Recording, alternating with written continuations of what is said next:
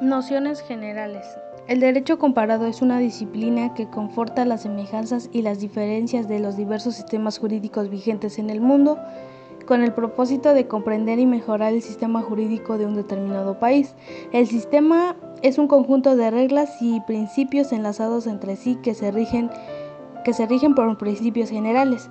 El derecho positivo es aquel que rigió y rige una colectividad en un lugar determinado, por ejemplo, las instituciones de 1824, 1836 y 1857. El derecho vigente es el que norma las relaciones de una colectividad de un tiempo presente, como la Constitución vigente que regula hoy en día de la Constitución de 1917. El sistema jurídico se denomina sistema jurídico al conjunto de las normas, las instituciones agentes y los que hacen el derecho que rige un determinado territorio. La familia jurídica es un conjunto de sistemas que comparten determinadas características. La agrupación de sistemas jurídicos en familia, que es la familia neorromanista, la integran los países cuya ciencia jurídica se ha elaborado sobre los fundamentos del derecho romano y la tradición germánica, los cuales se fusionaron en el occidente de Europa a partir del siglo XV. En la actualidad de la familia dominante en Europa occidental, Centro y Sudamérica, en muchos países de África y Asia. La familia del Common Law o anglosajona, que para señalar el inicio de la formación del Common Law en el año 1066, cuando los normandos conquistaron a Inglaterra derrotando a los nativos en la famosa batalla de Hastings. El derecho fue formado por las decisiones judiciales precedentes emanadas a los tribunales reales. También el sistema religioso. Estos sistemas no contribuyen una familia, sino que son conjuntos de normas que regulan en determinados países las relaciones humanas, ya sea en su totalidad o bien alguno de sus aspectos. La familia mixta o híbrida. Existen algunos sistemas jurídicos que no son por sus características resultan difíciles de clasificar dentro de una familia jurídica determinada, ya que en ellos están presentes elementos pertenecen a dos o más sistemas distintos. Se hallan en caso de los sistemas históricamente se han configurado en virtud de la amalgama y tradiciones legales pertenecientes a dos o más familias jurídicas. La familia socialista, los sistemas jurídicos socialistas integran una nueva tradición o familia jurídica. La familia jurídica socialista es la más reciente formación y también la más efímera, ya que se le aceptó cuestionada acerca de su autonomía hasta 1939. A partir de esa fecha comenzó a ocupar un lugar importante al lado de las dos tradiciones más famosas, el Common Law y la neorromanista. Formación histórica del derecho romano, que habla sobre las características más importantes de los tres periodos de Roma, los cuales fueron la monarquía, la república y el imperio, y también las fuentes de derecho de cada periodo. Las características más importantes del periodo de la monarquía fueron que el gobierno estaba en manos de los reyes. Se fundó por Rómulo y Remo en el año 753 a.C. Su economía se basó en la agricultura y el rey era elegido por medio de comicios y asambleas. En este periodo las fuentes del derecho fue la costumbre y la respuesta de los prudentes. Las características del segundo periodo, que fue la república, son que el rey lo reemplazaron por dos cónsules, los cuales se elegían cada año. En este periodo, cualquier caso que amenazara a la patria, los cónsules podían ser sustitutos. Los edictos eran programas de trabajos anuales de los magistrados. Las características de la magistratura son la electividad, la gratuidad, que la gratuidad era que la magistratura era un honor, y la colegialidad, que cada magistrado ejercía individualmente la totalidad del poder de la magistratura. Las fuentes del derecho de este periodo fueron la ley. Esta era tomada por los comicios, la iniciativa correspondía a los magistrados y el Senado para la rectificación. La segunda fuente fueron los plebiscitos, que estas eran medidas legislativas o administrativas emanados de los comicios por tributos. Y los edictos de los magistrados, que son disposiciones de los magistrados. De estos existían 3 tipos: los anuales, los traslaticios, que eran heredados, y los repentidos. Y por último, las características del tercer periodo, que fue el imperio. Y en este periodo nació con César Augusto, el emperador gobernaba junto al senador, y este periodo se dividía en 2 etapas, las cuales fueron el principado, que abarca del año 27 a.C. al año 286 después de Cristo, y la diarquía, que comprende el imperio absoluto, que abarca desde Diocleciano hasta la muerte de Justiniano. Las fuentes del derecho de este periodo fueron los senoconsultados, que eran medidas y disposiciones que el Senado omitía. Tenía fuerza de ley y funcionaba de 2 formas: por iniciativa propia o del emperador. La jurisprudencia, que es un conjunto de opiniones de famosos jurisconsultos que respondía al pueblo de manera jurídica.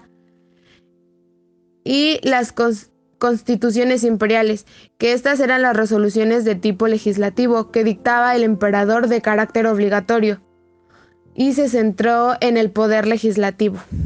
Derecho Justiniano. Justiniano fue un emperador del año 527 al 565. Su gobierno destaca en la política militar y religioso. Durante su periodo se le conoce como la primera vida del derecho romano. Conformación del Corpus Juris Civilis, también conocido como Código de Justiniano, es una compilación legislativa llevada por este mismo emperador de aquella época. Es una recompilación de textos legales de época imperial, así como de jurisprudencia romana. Está compuesta por el Codex Repetitae Praelectiones, la Digesta, Sive Pandectae, las Institutas y las Novelas. Derecho canónico fue la legislación oficial de la Iglesia Católica, el ordenamiento jurídico de una confesión religiosa universal y milenaria, a la que pertenecen cerca de 1.000 millones de personas. Sus fuentes del derecho son los libros del Nuevo Testamento, la costumbre, cuya base de tradición es oral de la predicción cristiana. Los cánones eran disposiciones emanadas de los concilios. Las decretales eran disposiciones de los papas, donde se aclaraban cuestiones doctrinales y de disciplina. Codificación del derecho. Codificar es la tendencia de juntar en un solo ordenamiento todo lo referente a alguna rama de la práctica jurídica. Codificación del derecho. Son las recopilaciones de cuerpos legales a los cuales dio origen al movimiento codificador. El código más sobresaliente es el de Napoleón, el llamado Código Civil. Tema 4. Fuentes del derecho. Legislación. Conjunto o cuerpo de leyes que integran el derecho positivo que se encuentra vigente en un estado y que lo aplican los jueces. Costumbre. Fuente secundaria del derecho. Jurisprudencial. Se transmite oralmente a través de las generaciones. Constituye una de las primeras fuentes del derecho. Es el conjunto de reglas legales que resultan de un uso establecido en una comunidad. Fuente directa del derecho que no se encuentra escrita. Es la forma más antigua de formación del derecho y sus elementos constitutivos son uso prolongado. Esto quiere decir que debe de haber un uso seguido por los sujetos. Opiniones statis, que es la convicción de que el uso de la costumbre es obligatorio. El uso debe ser implementado en una comunidad. Doctrina. Conjunto de opiniones expresadas sobre la ley por personas que practican o enseñan el derecho. Son el resultado de sus estudios relativos a los preceptos de derecho positivo. Cuando un tribunal no puede localizar un precedente adecuado o análogo a un caso, puede referirse a los libros legales para guiarse. Se compone de muchos tipos de obras doctrinales. Entre algunas encontramos el tratado, que es la presentación y profunda de un tema o ámbito. Manual o preas, el libro sintético con fines didácticos y destinados a la enseñanza. Comentario, presentación analítica. Monografía es el estudio científico de una cuestión específica. Artículo es un breve estudio de un texto jurídico. Y las ediciones oficiales de textos jurídicos son las colecciones comentadas de leyes. Principios generales del derecho. Constituyen un conjunto de principios rectores y sirven de orientación en la aplicación y el desarrollo del ordenamiento jurídico. Expresan valores filosóficos en los que se basa el sistema jurídico. Son adagios, fórmula corta que expresa un principio de derecho. Brocados, adagio popularizado en forma popular. Y por último tenemos a la equidad, que esta es la justicia entendida como dar a cada uno lo que le corresponde. Tiene su origen en el derecho natural. Sin embargo, hay quienes señalan que no es así. Es la expresión del ideal de justicia, informador del ordenamiento. Adapta la regla para un caso concreto con el fin de hacerlo más justo. Contribuye con los ejes transversales del modelo universal Minerva. La relación que se tiene es que nosotros, de cierta forma, pertenecemos a la familia neorromanista.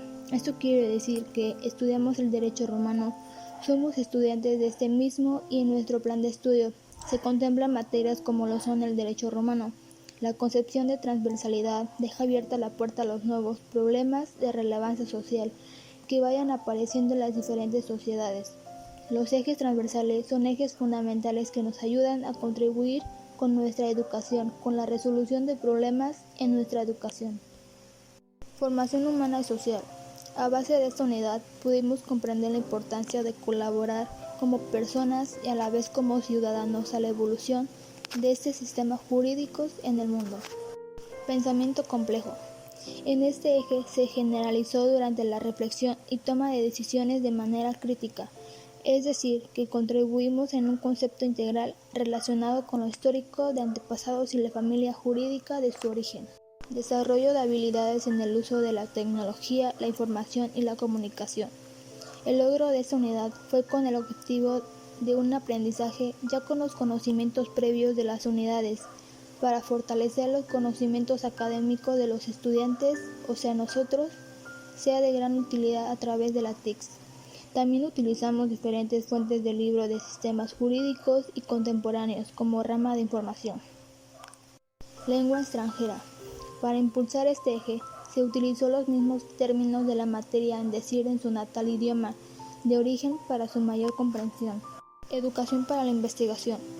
A través de los conocimientos básicos se implementaron estrategias para la habilidad de las investigaciones en las fuentes de información para complementar un concepto y de nuevos conocimientos a base de esa unidad de sistemas jurídicos.